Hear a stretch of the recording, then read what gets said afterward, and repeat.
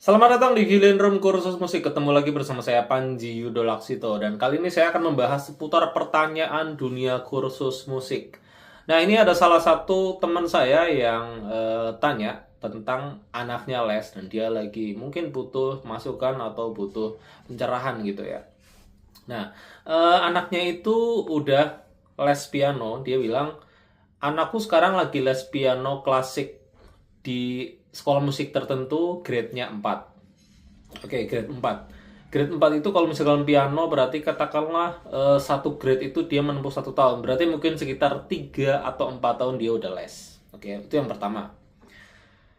Ayahnya lagi bingung apakah mau dilanjutin les atau pindah keyboard. Nah, ini lesnya piano klasik ya. Piano klasik, apakah mau dipindah keyboard? Sebetulnya kalau misalkan kita sudah belajar piano klasik, itu lanjutin terus aja. Karena kalau misalkan pindah ke keyboard itu nanti ilmu yang sudah didapatkan di piano klasik itu akan beda lagi tuh.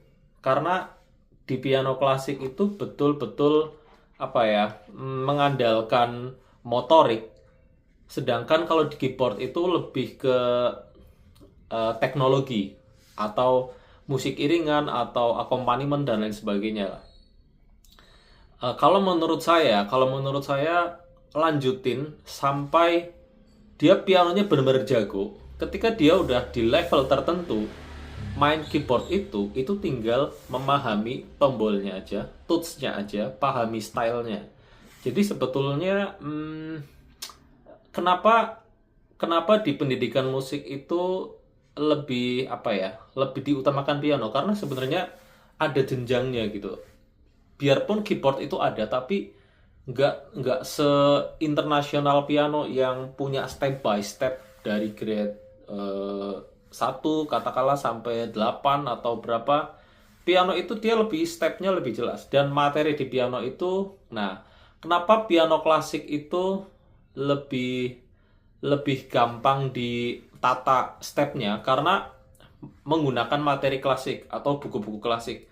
Buku-buku klasik itu atau materi-materi klasik kayak misalkan Bach, Beethoven, dia punya beberapa karya yang memang punya level tertentu, dan setiap level itu bisa bisa kelihatan.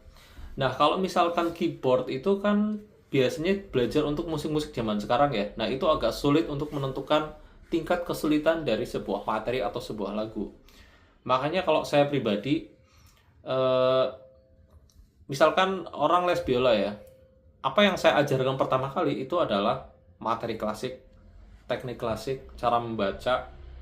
Entah nanti suatu saat dia mau main musik pop, entah main biola pop, nggak apa-apa. Jadi tinggal tinggal langsung aja pindah, bukan dari awal kita ajari pop tuh enggak gitu. Tapi nanti kedepannya dia akan punya dua kemampuan, bermain klasik dan bermain pop. Jadi beberapa murid saya juga main klasiknya oke, tapi main pop ya bisa gitu. Nggak harus dari awal langsung belajar pop gitu.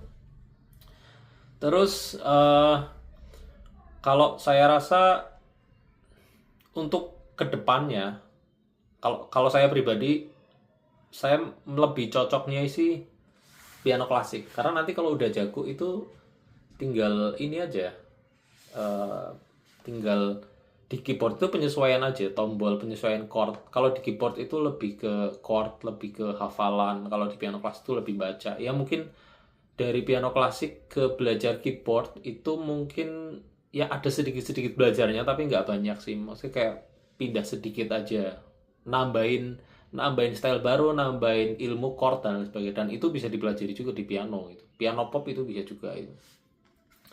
Nah, ini misalkan kalau mau lanjut piano klasik, alat yang di rumah itu pianonya digital. Oke. Nanti akan saya bahas ya, piano digital atau piano akustik gitu. Yang pertama, apakah les musik klasik makin tinggi grade memang butuh support piano akustik? Betul. Semakin tinggi grade-nya memang harus menggunakan piano akustik. Pertama, karena sound dari piano akustik itu apa ya, lebih real aja dibandingkan digital piano. Semahal-mahalnya digital piano itu ada di digital gitu. Tapi kalau piano akustik, suara akustik, jadi kita benar-benar, kenapa sih suara akustik itu lebih lebih real? Karena di dalam piano itu ada dawainya. Nah, itu suara dawai itu sebenarnya yang membuat suara piano akustik itu tidak akan tergantikan sama digital piano. Yang kedua, eh, piano akustik itu secara touch-nya itu beda sama digital piano. Mekaniknya, kalau piano akustik itu menggunakan mekanik, jadi dalamnya itu ada besi-besi apa, sehingga touch-nya itu lebih apa ya, memang lebih berat sedikit ya kadang, tapi itu lebih bagus kalau menurut saya. Dan kalau digital piano itu di dalamnya bukan pakai magnet tapi pakai karet untuk touch-nya, jadi membalnya itu ya kadang dibuat semirip mungkin, tapi menurut saya tidak akan sama dengan piano akustik gitu. Dan untuk karya-karya piano yang level tinggi itu jari itu butuh penyesuaian. Jadi katakanlah gini, di rumah latihan pakai keyboard atau pakai digital piano, tapi begitu recital menggunakan grand piano itu tangan pasti kaget, pasti. Karena secara touch beda, secara apa ya, pegangan beda, suara juga beda. Jadi makanya membiasakan sesering mungkin berlatih menggunakan piano akustik. Jadi ya memang harus ya, kalau misalkan grade-nya makin tinggi, pilihannya adalah piano akustik. Nanti akan saya jelaskan juga piano akustik yang cocok untuk rumahan gitu. Oke, mari untuk pertanyaan kedua ya. Makin kesini, makin mikir tujuannya ngelesin anak buat apa sih? Nah ini pertama bisa-bisa doang. Yang kedua bisa ngiringin, apa dilanjut gimana? Jadi mereka bingung. Ini sebenarnya ngursusin musik itu buat apa sih? Oke.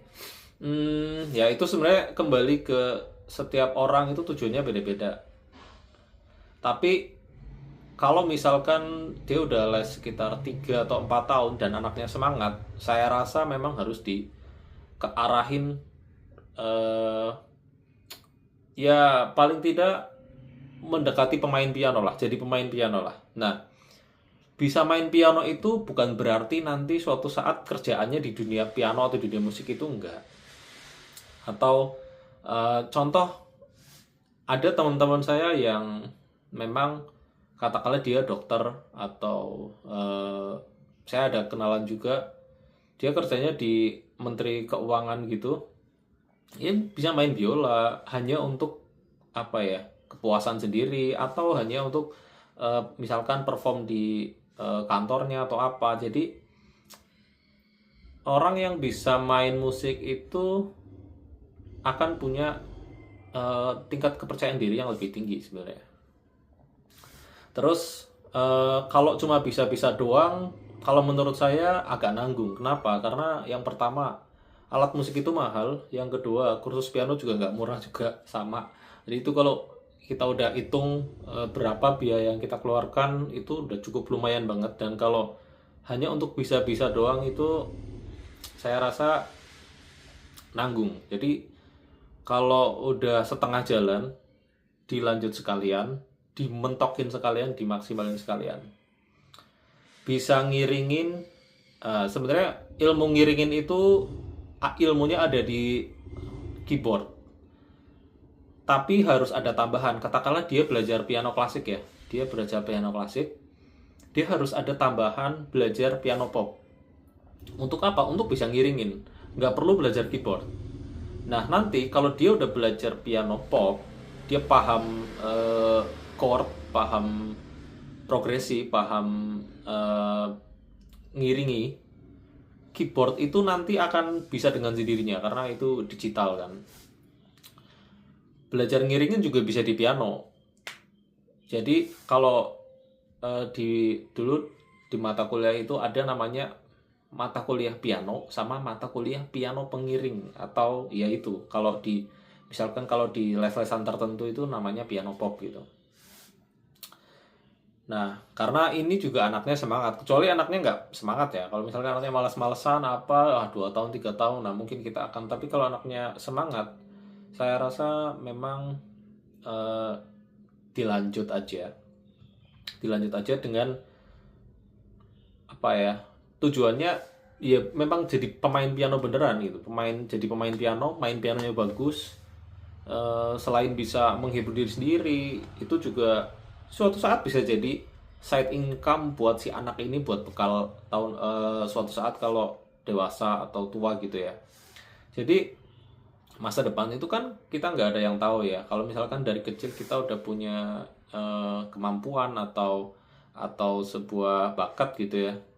Nah, nanti misalkan sambil kuliah pun dia akan si pianonya ini mungkin bisa akan membantu dia, atau apa ya, eh, mendapatkan income, itu bisa aja.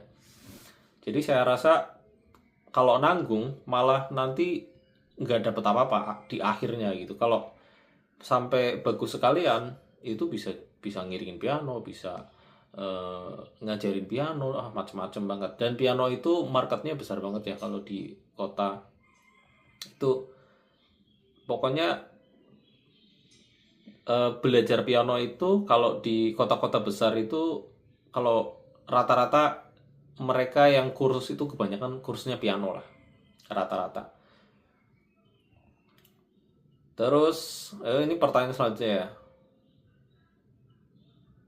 Ke depan yang dibutuhkan dalam dunia musik itu apa sih? Oke. Eh, dari segi alat ya, dari segi alat.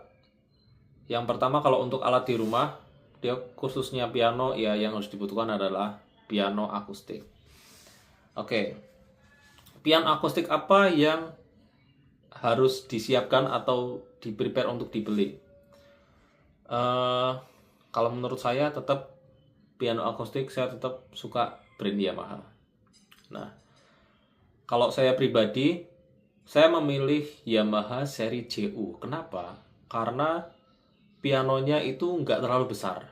Jadi tingginya mungkin kalau piano-piano yang seri apa ya, LU atau apa itu kan tinggi segini. Tapi kalau yang JU itu segini. Jadi kayak bisa untuk apa namanya, sama sama kita itu nggak terlalu tinggi dan nggak menu-menuin ruangan gitu. Kalau di tempat saya kan juga nggak terlalu besar. Jadi piano itu enak lah, cukupan untuk di rumah. Dan harganya juga nggak terlalu mahal ya untuk yang seri JO ini. Saya dapat info itu beberapa seri ini itu ya mungkin masih bisa lah di kisaran 18, 19, 20 itu masih bisa gitu. Jadi kalau yang mau simple, minimalis, seri CU. Seri CU itu pianonya kecil tapi proper, sangat proper untuk dimainkan di rumah gitu. Terus apa aja yang dibutuhkan dalam dunia musik? Oke.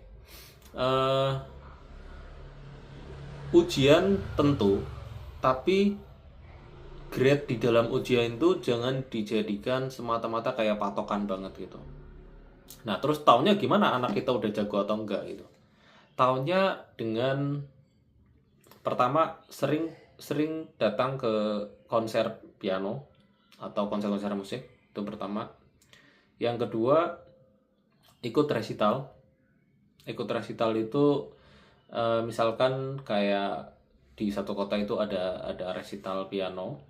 Nah, ikut di dalamnya dan nonton peserta yang lain gitu. Jadi sekalian main, sekalian buat evaluasi juga. Ini ngevaluasinya adalah anak yang seumurannya sama itu mainnya apa aja sih gitu. Mainnya kayak gimana gitu. Kan itu kelihatan. Kalau kertas ujian atau lembar ijazah grade itu kan apa ya, hanya di atas kertas.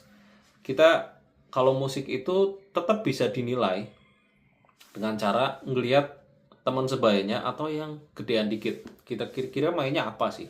Kalau mereka nyampe, ya berarti dia juga harusnya nyampe juga, bisa juga gitu. Itu yang pertama.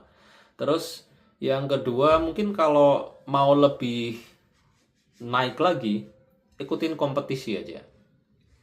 Jadi di beberapa kota itu ya mungkin di Jogja, Semarang itu banyak kompetisi-kompetisi piano. Ikutin kompetisi. Kenapa? Karena pertama di kompetisi itu nanti kita ada target ya, ada target bahan apa aja yang harus dipelajari, apa aja yang harus siapkan. Terus kedua, ketika kita datang ke kompetisi, kita akan menemui musuh yang seimbang, kompetitor yang seimbang gitu. Dan kita akan belajar, oh dia mainnya kayak gini, berarti eh, kita harus lebih lagi untuk latihannya, atau observasi kalau misalkan lihat peserta lain yang grade-nya di atasnya gitu.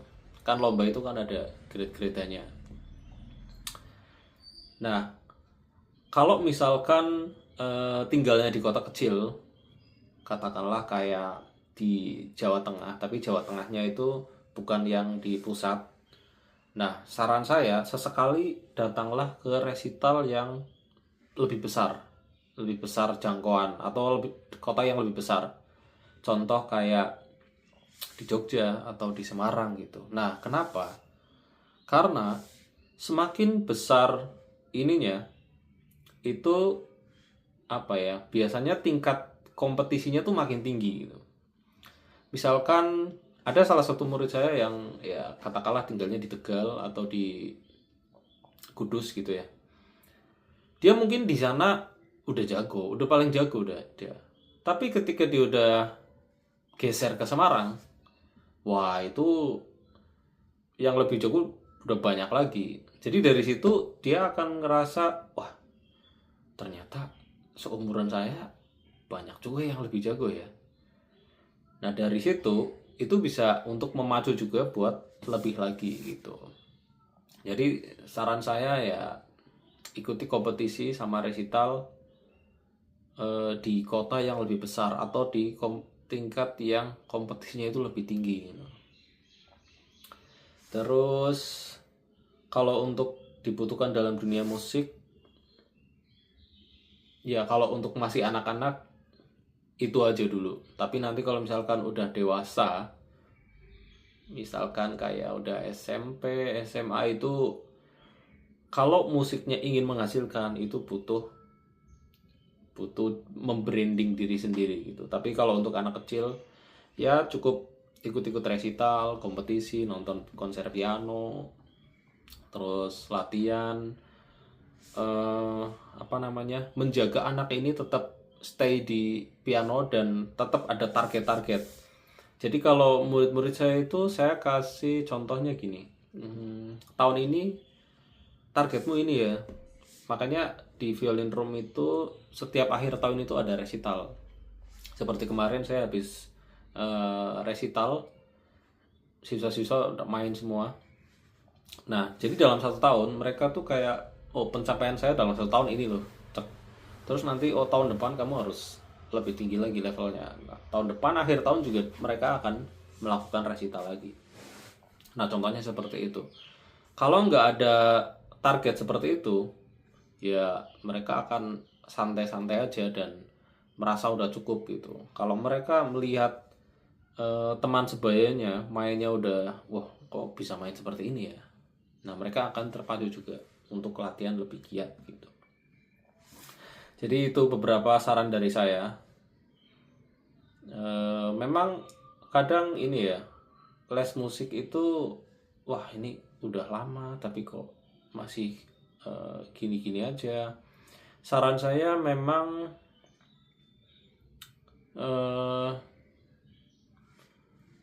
beberapa ganti guru nggak apa-apa, jadi carilah misalkan di guru ini, di guru ini, di guru ini gitu, karena nanti masing-masing guru itu punya plus minus. Ada guru yang ngajarnya slow, ya udahlah nggak bisa nggak apa-apa ya, ya latih lagi ya. Ada yang guru dia apa namanya ya, wah pokoknya harus bisa, pokoknya tingkat kompetisinya tuh tinggi gitu. Ada guru yang memang pengen siswanya tuh cepet banget, itu ada juga yang ngajarnya santai, terus ada juga yang full teknik, ada juga yang guru yang penyampaiannya enak tapi ya mungkin dia ngajarnya levelnya di situ, ada juga. Jadi cobalah ke berbagai macam guru. Terus eh, di kota-kota kayak misalnya Jogja, Semarang itu biasanya ada namanya master class. Master class itu kadang beberapa 1 tahun tuh kadang ada beberapa kali lah infonya. Nah itu master class itu nggak harus master yang ikut sebenarnya, para siswa pun biasanya bisa ikut. Nah itu bisa menonton aja, atau master class itu ada dua, ada yang pasif ada yang aktif. Kalau misalkan kita masih kayaknya kita belum yakin untuk main, kita mau nonton aja, itu bisa master class pasif namanya. Jadi nonton aja, liatin dia jelasin apa, liatin eh, orang yang main apa. Nah itu juga bisa. Masterclass juga salah satu apa namanya ya, alternatif buat belajar juga. Biasanya masterclass itu yang isi itu yang udah pro sama biasanya dari luar negeri gitu. Jadi ya kalau menurut saya dilanjut aja. Kalau dipindah sayang, karena udah grade 4. Tapi eh, grade itu bukan dijadiin patokan bahwa wah anak saya grade 7 berarti sudah jago. Grade itu gini. Grade itu kayak kita di sekolah dapat ijazah, dapat nilai A, B, C, oke. Tapi nanti dalam real kenyataannya ya memang kita harus bandingkan kayak anak lain yang memang usianya sama atau di atasnya dikit gitu. Kita nggak bisa wah ini grade 4 berarti udah jago, oh ini grade 7 berarti udah bagus, oh ini grade 8 berarti udah bagus. Belum tentu juga. Belum tentu. Bisa aja anak yang belajar piano tapi nggak pernah ujian mainnya bagus, ada nggak? Ada. Murid-murid saya rata-rata yang les di sini itu mereka nggak ngejar grade ujian apa-apa. Kalau saya tanya, kalau les sama saya di rumah sini tapi saya nggak ada ujian-ujian loh, gak apa-apa pak, yang penting saya bisa gitu. Nah karena musik itu bisa dinilai sebenarnya, bisa dinilai dari permainannya gitu. Bahkan murid saya yang bagus-bagus pun jarang ada yang ambil ujian, biarpun dia kadang nyabang juga di kursus musik lain. Ya, misalkan di sana mereka buat nyari ijazahnya, kadang di sini buat nyari gemblengan tekniknya atau nyari ininya apa namanya, permainannya biar lebih ini juga ada juga beberapa gitu. Jadi grade bukan sebagai acuan utama, tapi kembali lagi permainan real itu yang utama gitu. Saya pernah nanya ke ya salah satu teman, dia jual piano gitu. Ya pasti kan anaknya belajar piano atau apa. Saya pernah nanya, kok anaknya nggak ikut ujian kok?